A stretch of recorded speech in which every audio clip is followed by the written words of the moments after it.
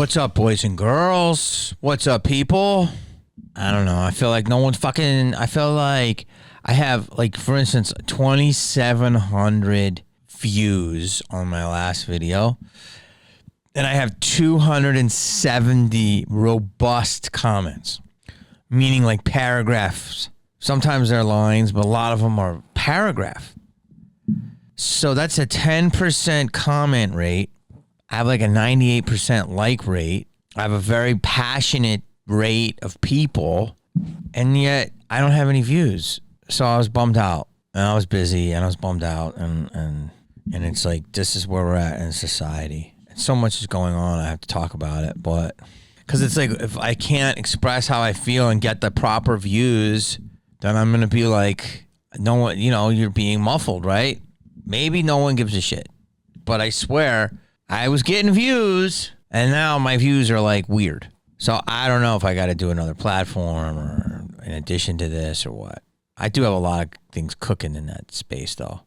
But there's so much going on, and somebody commented and said, you know, first of all, I'm not drunk. Okay, that's the first thing. I'm not drunk. I'm not on drugs. I'm tired. Okay, I'm tired. Life is crazy. Okay, and I do this as it's a lot. You know what I mean? To put out content, and I don't have a whole team. It's me and one other person, and you know, and people are like, well, you just should stick to your like Hollywood stories. Somebody said this and said, oh, you shouldn't talk about world events and stuff like that. Well, I'm sorry, but I don't agree with you. Okay, because I can't just sit here and talk about Hollywood. I can't. Like, it's just so weird. Like this or leave a comment if you agree with me. Like, the world is just weirder than it's ever been. I feel like it's so weird. I'm going to talk about it later. And I just feel that we're on the brink of some weird shit. You know, I can't just talk to you about what it was like to make Three Kings. I love the movie, but it's like, I don't know. How are other people doing? Are you guys like just going about your day going, well, I had a potato salad and oh, I got a White Claw. Like, I see these escapisms and like, it's good to post fun and give people a break, but it's also like, I just have to talk about what's going on, right? Like, I mean, don't you feel compelled to, with all of the things that are happening, and school shootings and war and abortion laws and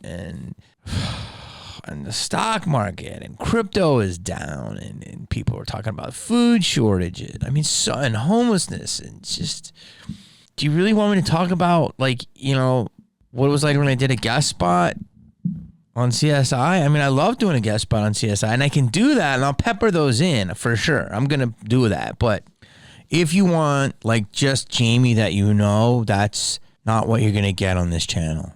Okay, I'm sorry. Like, Jamie is an entertainer. Jamie's an actor. Jamie's a comedian. Jamie's sometimes rapper, sometimes break dancer, my hip. But I know that you need comedy more than ever, and I'm out there doing it for you. You know, I try to make you laugh, but also we need to talk.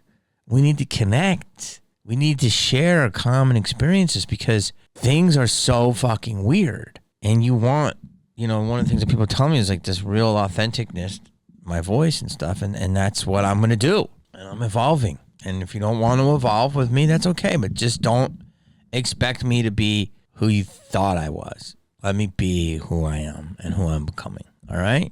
And if you do comment something bad, like, fucking at least have the decency to be a real person. Have an account.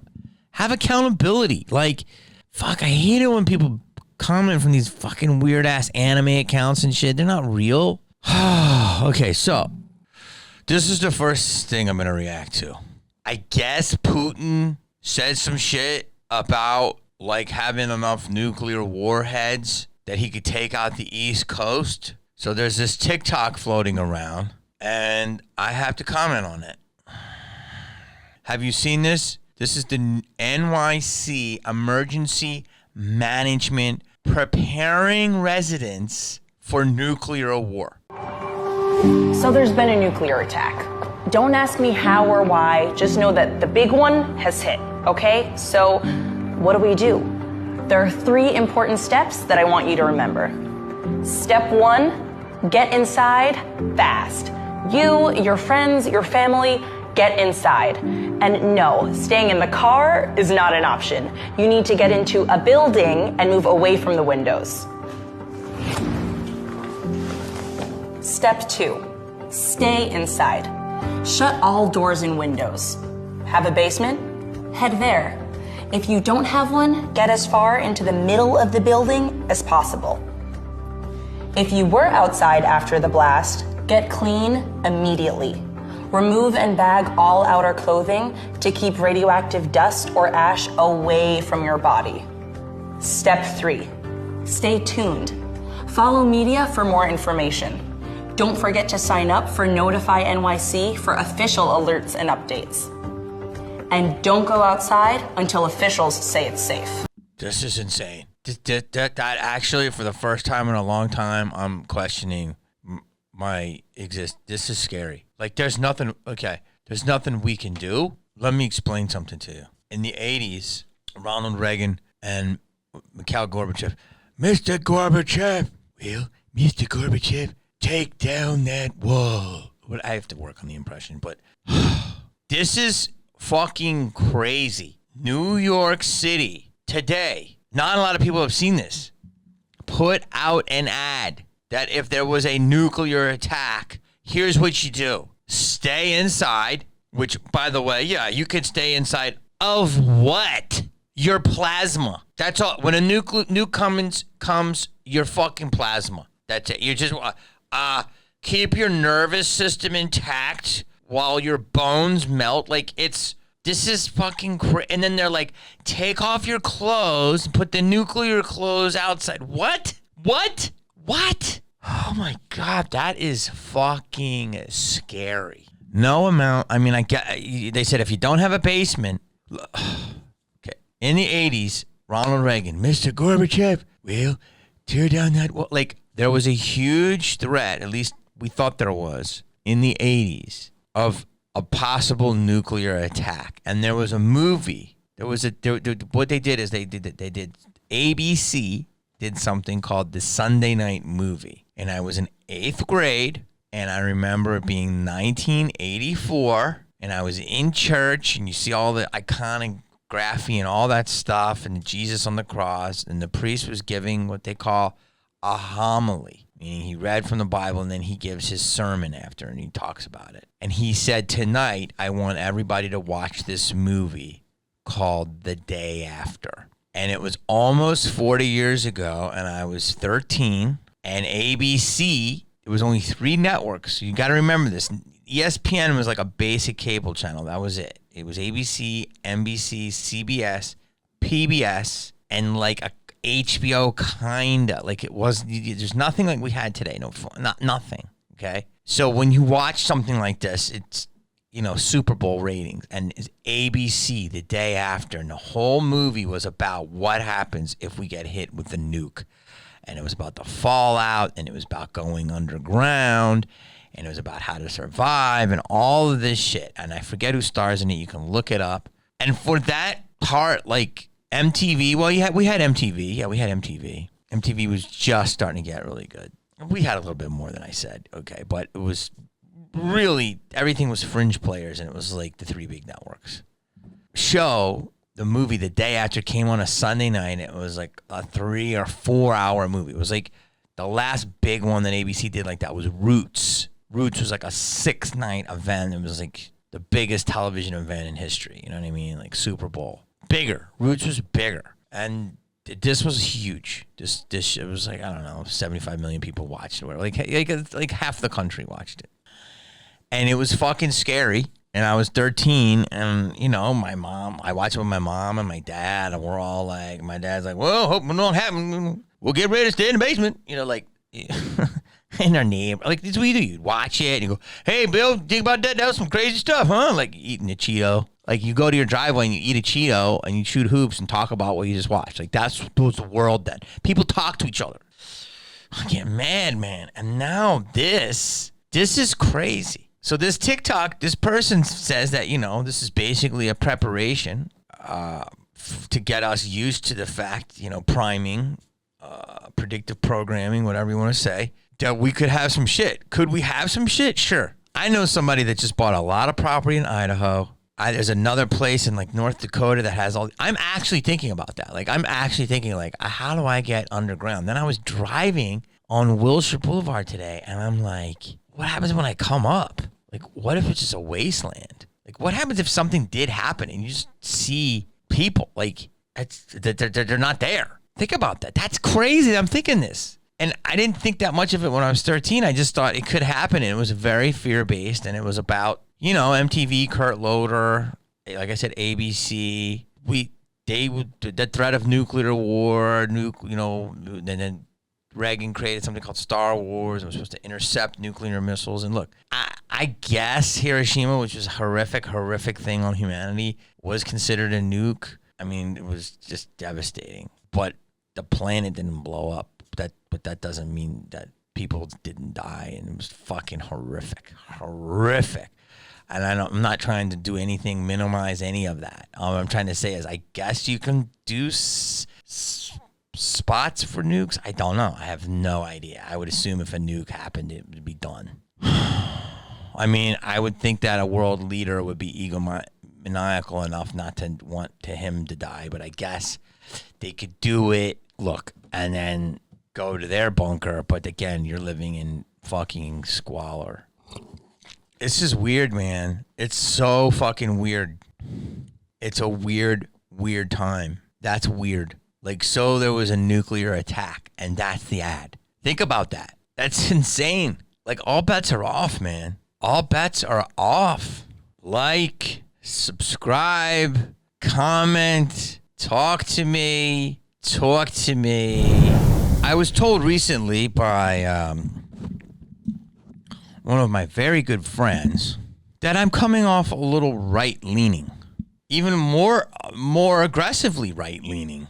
And I'm not even political. Like, I never believed in politics. I never followed it. I don't care. I always believed that I was fiscally conservative, socially liberal. I like to point out the stupidities of life. And it does seem right now it's a little funner to poke on the left. I guess that's the left, but they're not really the left. They're like the super woke, which everybody talks about. But I guess I never talk about the right because I don't know. I don't think I think the left gets so angry in a way. They're so funny and they're so smug and they get so mad, where the right might just say, well, Jesus is in your heart. You need Jesus, whatever. Like, if they're a Christian fundamentalist or whatever, that's what they believe. But there's nothing. They're not like dyeing their hair aqua and going, I mean, they're doing other shit, obviously. They're taking away women's rights and shit.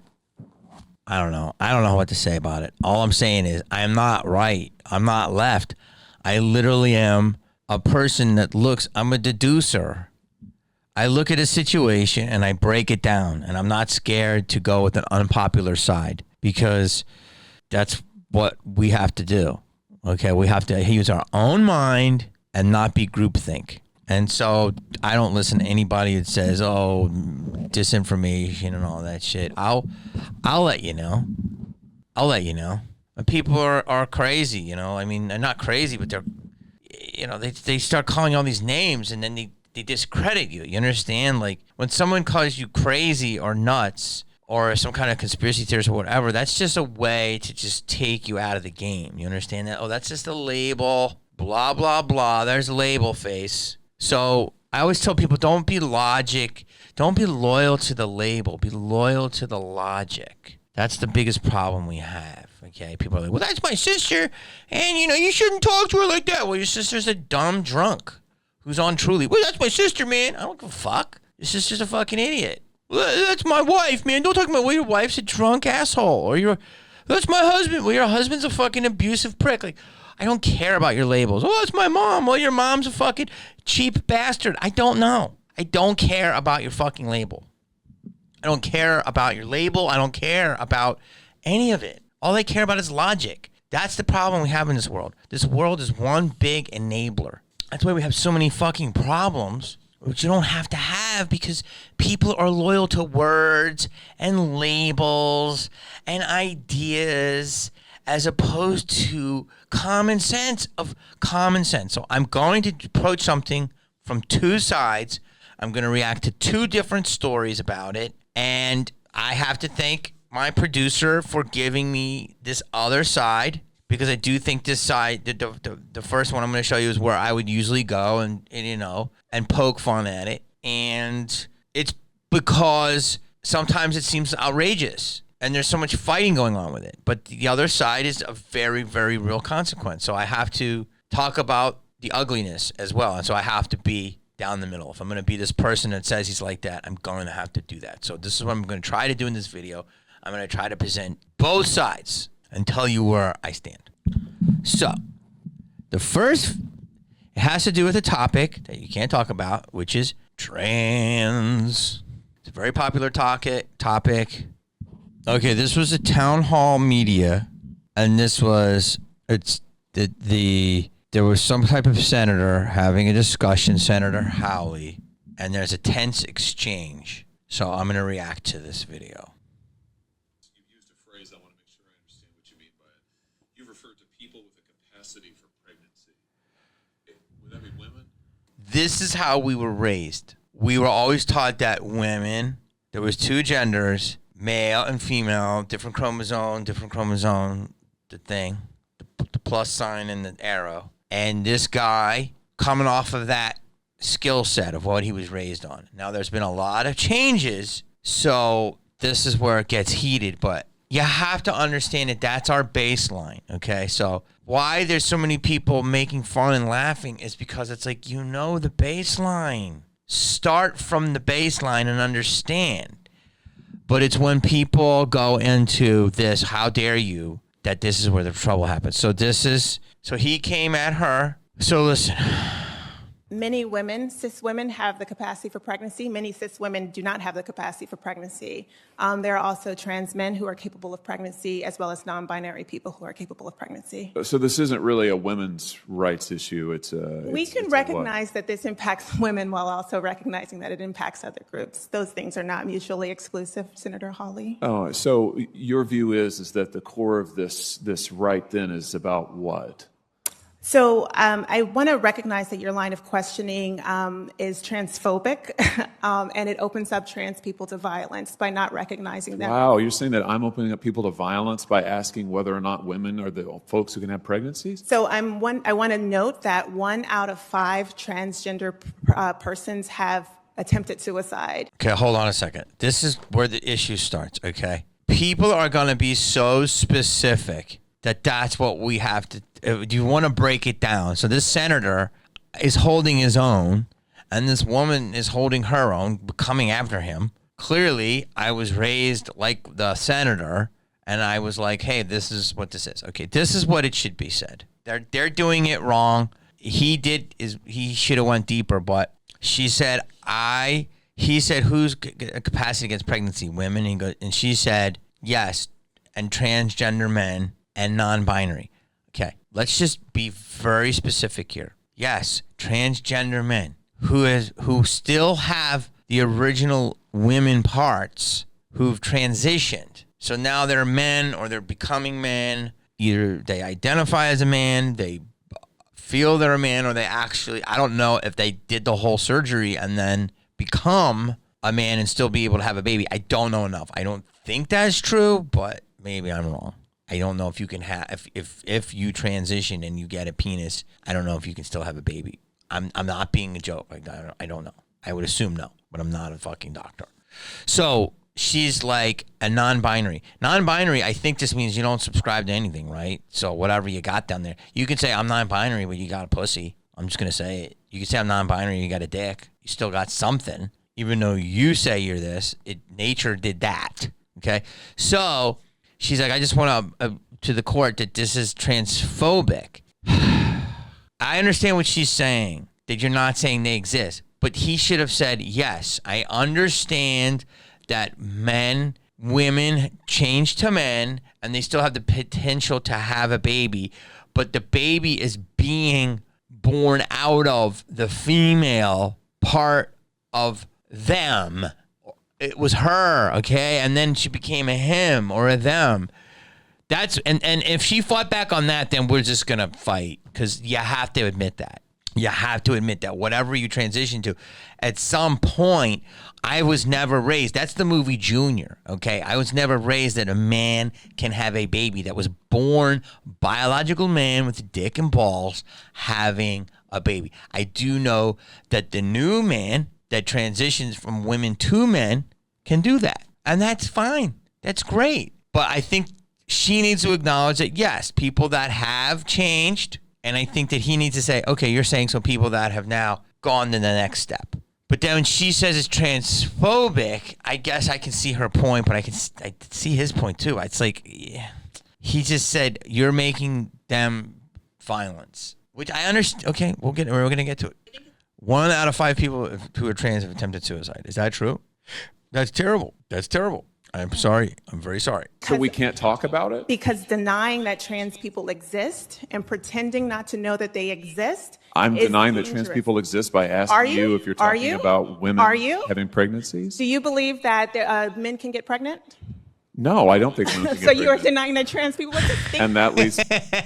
See, what he said there is, no, he doesn't believe men can get pregnant because he can't get pregnant. He cannot get pregnant. I cannot get pregnant. Not now. I mean, maybe they're going to be a thing. Now, you could say a guy named Charlie is pregnant who used to be Charlene. Yes, but what he's saying in this moment, just so people don't get mad on the trans side, is, no, biological men cannot get pregnant. The transitioning person who's a woman that goes to a man, yes, again, that's what it is. It's just, he should say that. The violence, is this how you run your classroom? Are students allowed to question you? Absolutely. Or are they also treated like this? Where No, they're allowed to.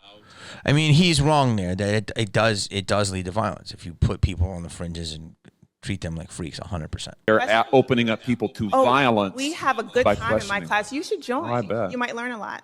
Wow, I would learn a lot. I've learned a lot I just know. in this exchange. Absolutely.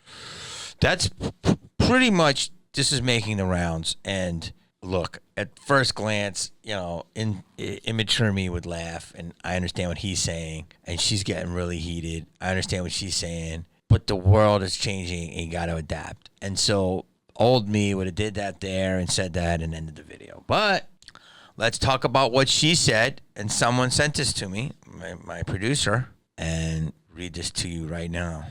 This is an example, a big example of what she said. So this is another video. It's from Fox. It says transgender Butler County man says group beat him up over restroom use. Okay, let's play this video. An Oxford resident says that he was attacked and beaten while camping this weekend in Preble County, and it's because he's transgender. That's right. Noah Ruiz identifies as a man but was born female, and he says that he was using the women's restroom because the owner of the campground told him to do so. And that's when he says a group of men came after him, and now he, along with his mother, say they want those men charged and arrested. I have bruises in the back of my head from being punched in the back of the head. 20-year-old Noah Ruiz says it all happened last Sunday, July 3rd at Cross's campground in Camden, Ohio. He says he went to the women's restroom when a female in the stall became upset. She just started shouting and she was like, "Who the F is in here?" And I replied, "I am." My girlfriend replied, "I am as well." It's already Ohio. This is not doing good for you, Ohio. And she was just like, "Well, no man should be in this bathroom. Like, if you're a man, you need to use a man's bathroom and this and that." And I was like, "Well, I'm transgender. Like, I have women body parts, and I was told to use this bathroom." He says he was walking out, and that's when 3 large men approached him in attack mode. Wow. Noah Ruiz is 20, was assigned female at birth. But this is crazy. Now, this is crazy because this guy looks like a dude. So he has female body parts. He sounds like a dude. What a stereotypical, dude would sound like. And I guess they told him to go to the female bathroom, although he looks like a dude and sounds like a dude so much that he fooled these Ohio heads. Oh, fuck. Leaving behind several cuts and gashes across his body. So they grabbed me off the ground. They choked me out. They were just sitting here like, "I'll kill you." And doing all this. And I was like, dude, like, I'm not. I'm using the right bathroom. Rick Cross, the owner of this establishment, told me to use this bathroom. I'm following the rules. Noah says during all the commotion, deputies with the Preble County Sheriff's Office showed up, and he was arrested for disorderly conduct and obstructing official business. Sheriff Michael Simpson tells Fox 19 that when they arrived, deputies weren't aware of an assault. They were called there due to a large unruly crowd gathering, and Noah was highly intoxicated and was becoming belligerent. Noah was so upset at the time. He was trying to explain what had happened, and no one was listening to him. So Noah then did get out of hand, and he admits to his part of getting out of hand from screaming, yelling, I got boobs, he was in defense mode by then. 3 people. And then Wow. So this is terrible. Like this poor guy was fucked up. Like he fucking had real fucking carnage on him. You know what? These stories need to be out in the media every day. I'm sorry, dude.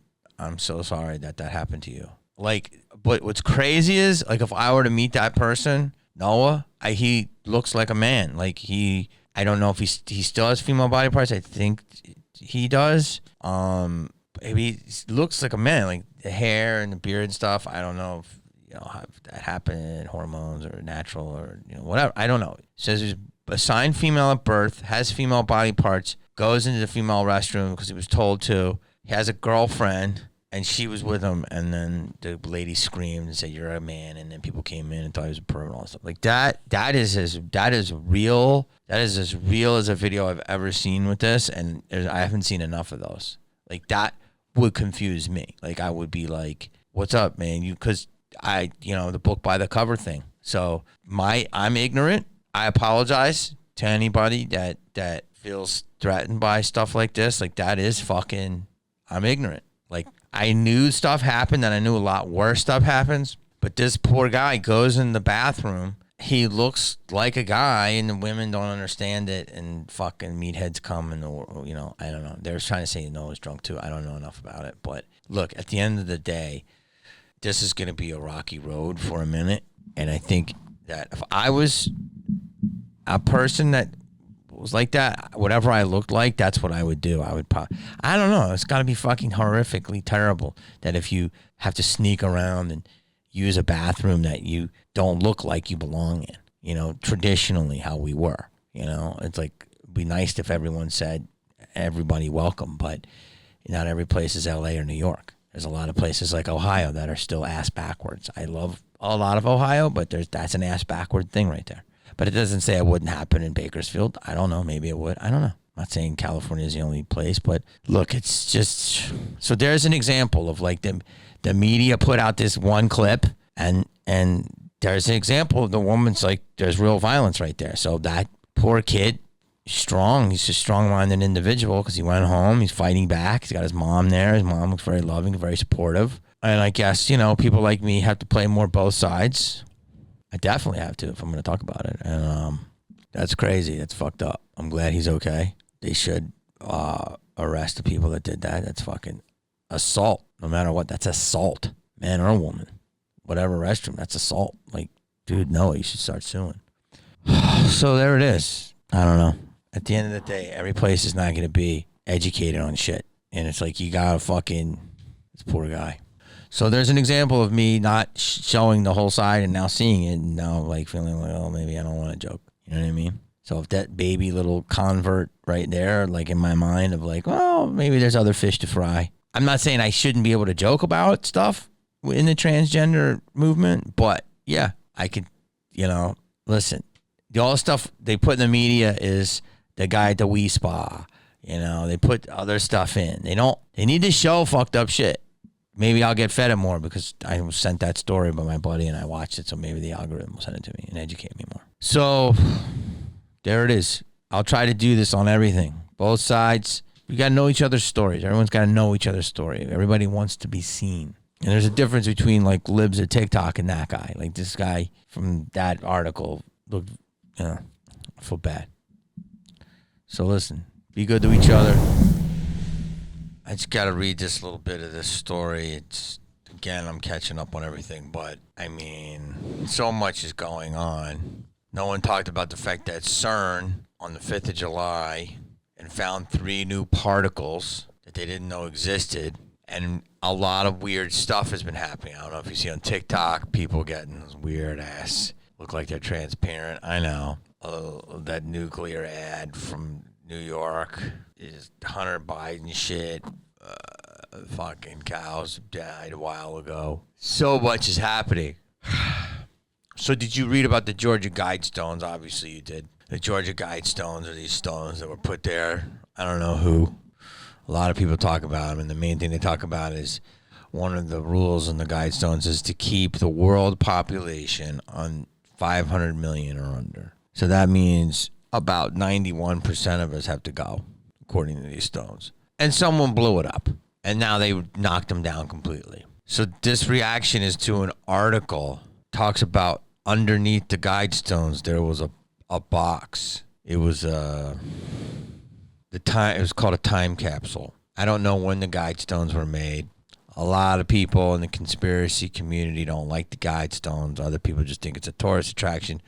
Other people think it's like Stonehenge. But no, I mean, this shit is written on it, and it has the Freemason symbol on it. I mean, it ain't exactly fucking hiding from, so people are like, this is some weird shit. So 42 years ago in 1980, they hid a time capsule underneath the Guidestones. It says, unfortunately, the time capsule, which was buried early in 1980, did little to answer questions about the origins of the Guidestones. I don't know who put the Guidestones up there. The time capsule only held 4 items. So they opened up this time capsule, and there were 4 things in it. Number 1, a single 8-track tape of Saturday Night Fever. Number 2, a Peterbilt emblem from trucks. Number 3 is an October 1979 Playboy magazine signed by Burt Reynolds and a bag containing 1,734 Quaaludes. I shit you not. If this shit doesn't exactly make you go, where the fuck are we at? This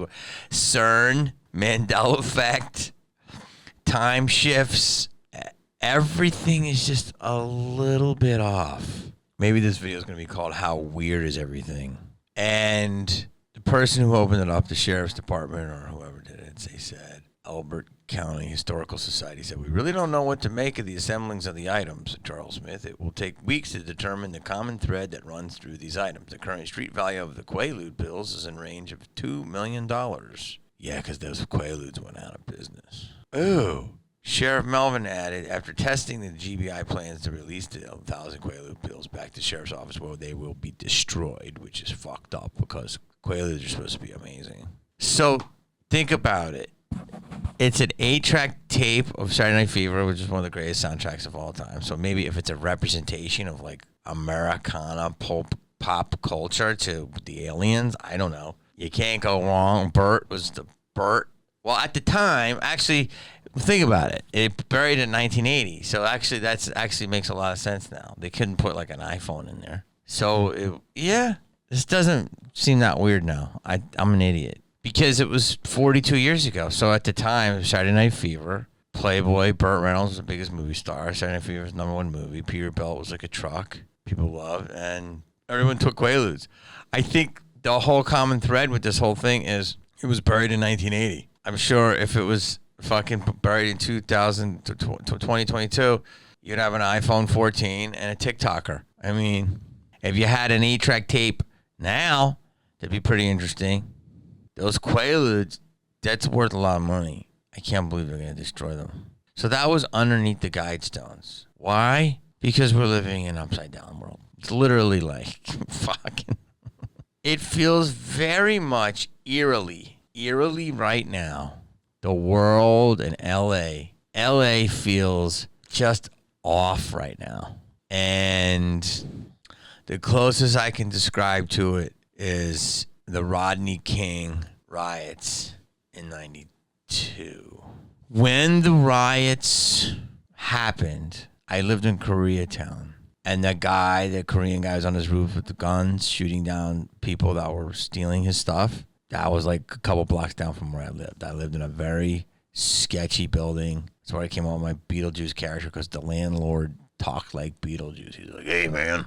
Hey, let me pat your ass. He was a real, like, shell-shocked Army veteran, and he always wanted to grab my ass. He's like, I'm not gay. You got a nice ass. I was like, okay, thank you. Can I get a fucking discount? And Koreatown is all hipstery now and redone, but at the time, it was anything. It was a few Koreans, but it was mostly Mexicans, blacks, some whites, some Koreans. But it was a good melting pot, but it was intense. Like, you know, crimes happened. Like, definitely gangs were more prevalent around there and crimes and stuff. I never saw anything too weird, but definitely I had to get home at the right time. And you definitely heard gunshots, and the ghetto bird was always circling. So the night of the riots, I had a show at the Improv, or the Verdict, or whatever it was. And it was fucking... Whenever that Reginald Denny went down and the riots, when it started at like 83rd and Crenshaw, however far, Koreatown's by 3rd, 6th, and 3rd Street. So it was a lot of blocks. It was the first time where something very far away felt like it was slowly coming up. And they were like, oh, it's at 71st Street. And it was like, there's a fire at 69th. And it was like, 51st Street Donuts is blown up. And it was started to be like, oh, fuck.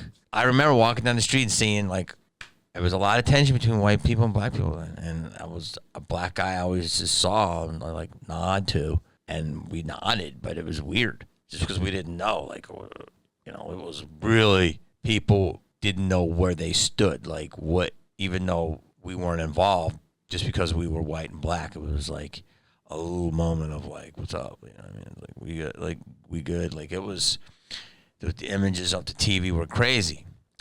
Anyway, a long story, boring, is there's people getting on things and shooting down and trying to protect their stores. And it was absolute bedlam, you know, and I was fucking pretty scared, but I'm like lived in it, listening to it. And I'm like, I got to get the fuck out of here because this is like the area. And I'm like, they were coming to the hills. They were coming. I wasn't in the hills, but they were going to come past Koreatown and they were going to fucking go as high up to the fucking mountain as they can, right? And people were fucking furious. So I guess I can name drop. So at the time, I was friendly with a female comedian who's, you know, helped take care of me. She was very sweet, and she was really best friends with a girl by the name of Precious. And Precious was the daughter of a famous comedian by the name of Tommy Chong. And Tommy Chong has got different children. He's got Marcus, you know, he was in The Matrix, and Precious. He's got Ray Don. He's got all different types, but I didn't know them. I just knew Precious, and she was just kind. She's the kindest, sweetest soul, and she's like, come out to Santa Monica, and you can stay, you and your friend Al, and stay on the floor or something like that. Just stay for a couple days. And we were like, oh my God, you're a fucking angel. You're incredible. Like, really? And she's like, yeah, just come and do it. And we were like, because we were thinking, like, if the riots and the fires get to the beach and they're burning like the ocean, like it's a wrap anyway. So we're like, let's get as far away from the inner city as possible. And the drive is like nothing I will ever forget.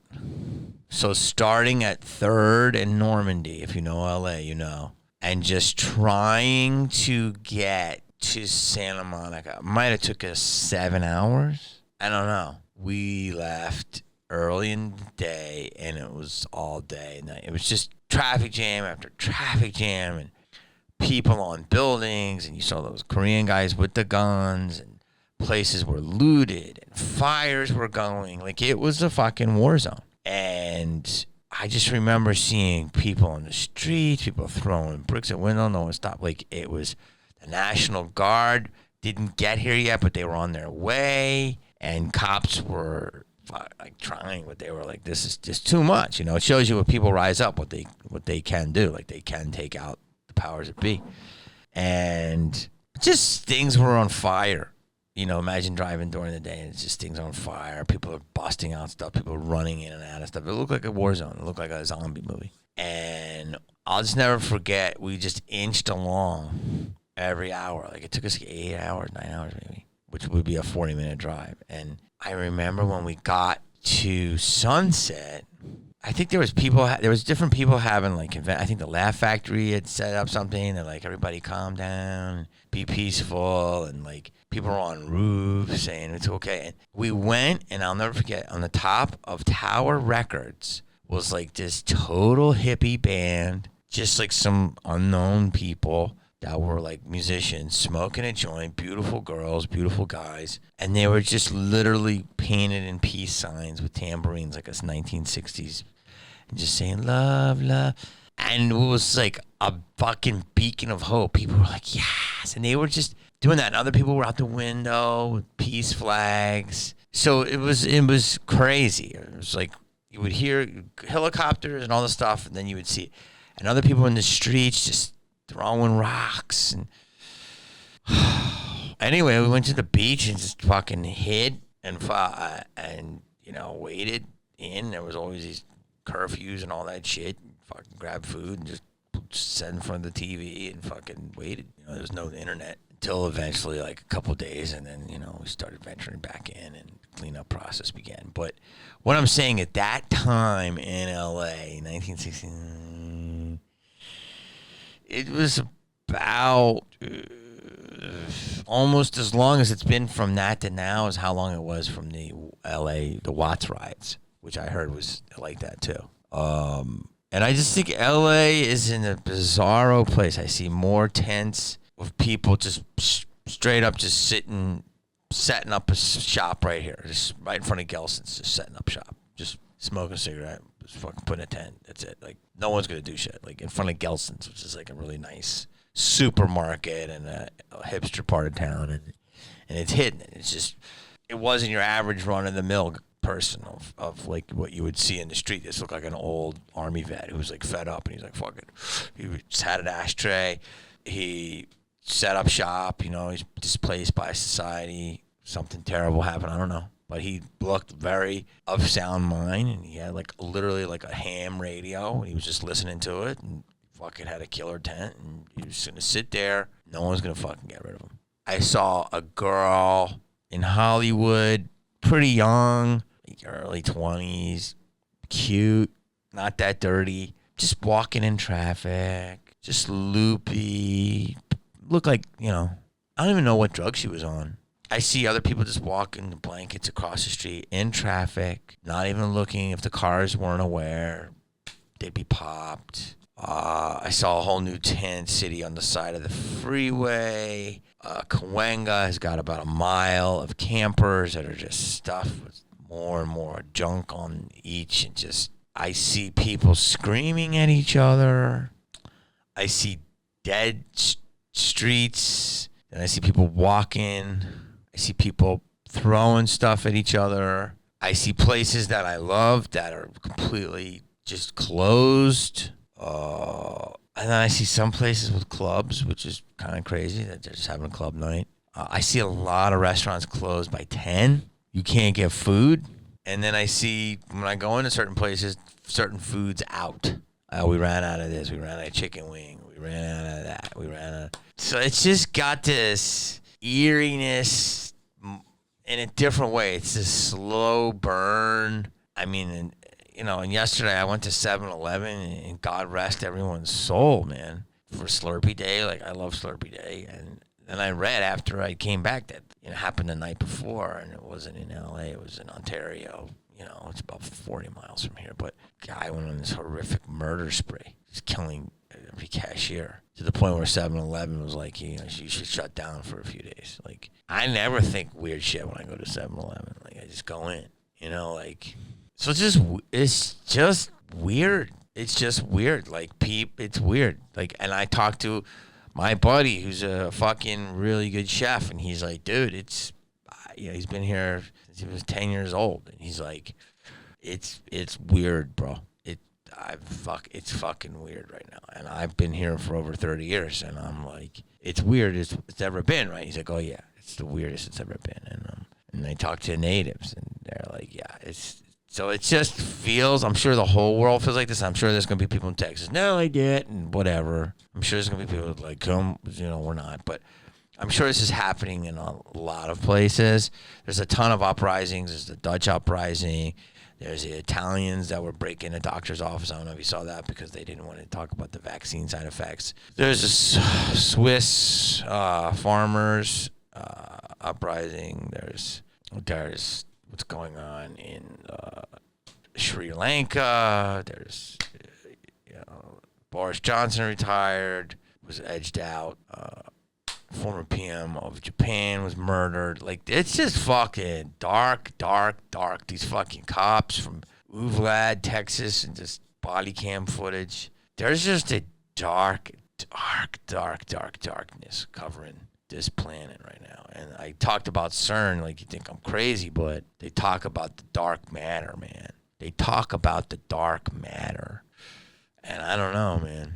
Like, you got, I'm giving weight to that shit because it's just weird. Like I said, all these videos I talked about some weird shit happening. So the only thing I can do is just keep doing comedy, try to make people laugh, stock up on cup of oodles, and get solar panels. Am I crazy?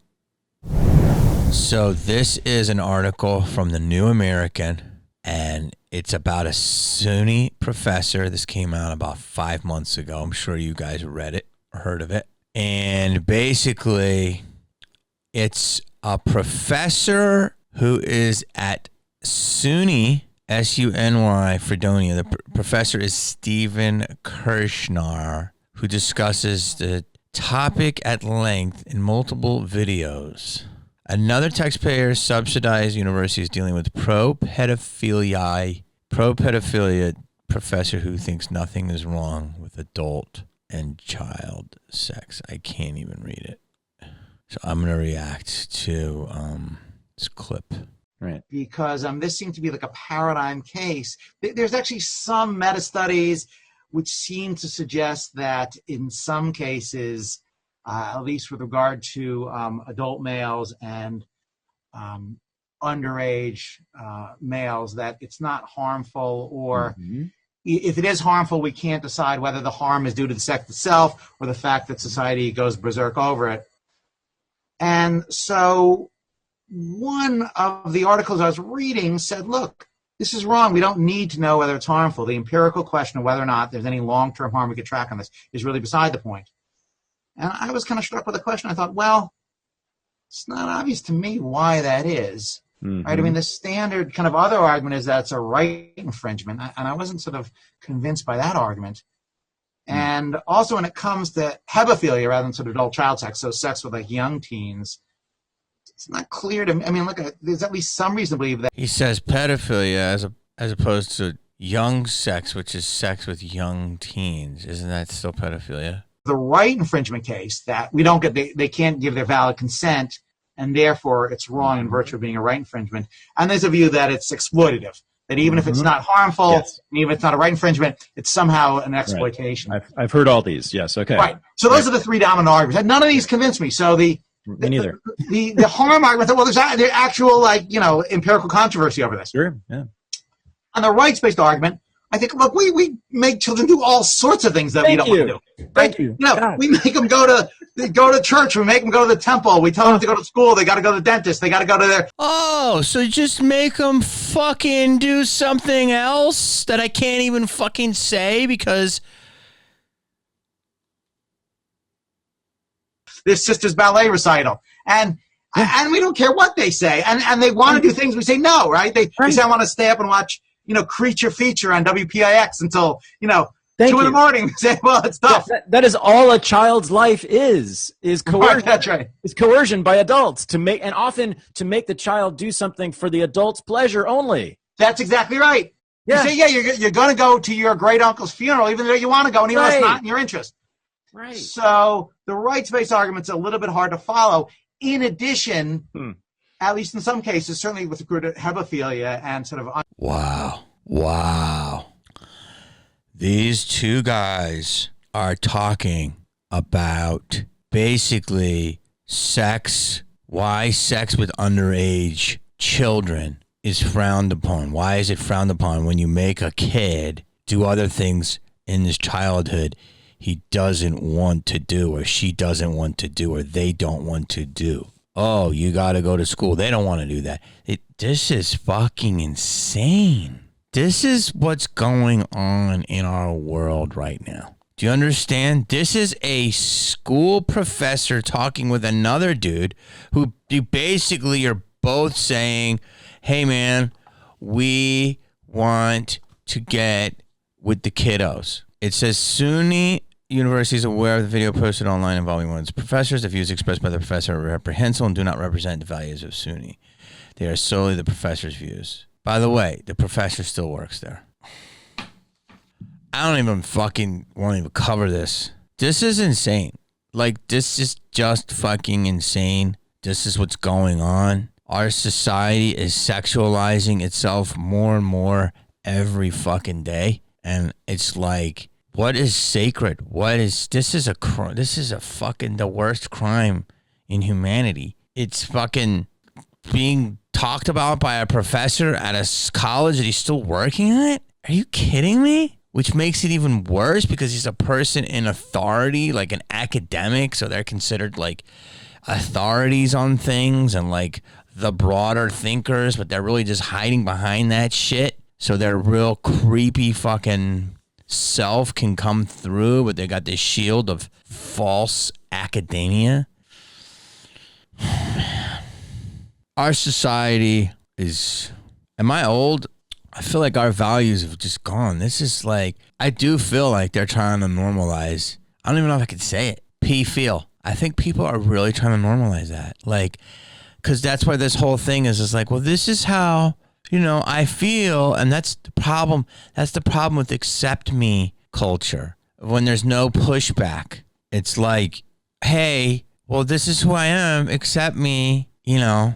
I mean, NAMBLA is a real thing. It still exists. I don't know enough about it because I don't fucking want to know. But it's a National Association of Man-Boy Love. I mean, that's a real thing. And yet, it's an active society. That's basically, you want to talk about groomers and pedos and all that, that's ripe with it, I'm sure. I mean, right? Like, you can't appreciate a good wine if you don't drink it, right? Like, you know what I'm saying? Like, people usually around something that is something that they're interested in is what they're interested in, right? Whew.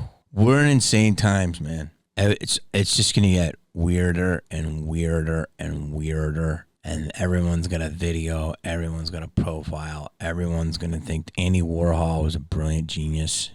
Everyone's going to be famous. Everyone's going to be special, so no one's going to be special. Everything's going to be noise. I mean, it's fucking insane, man. It's fucking insane, man. I don't even know.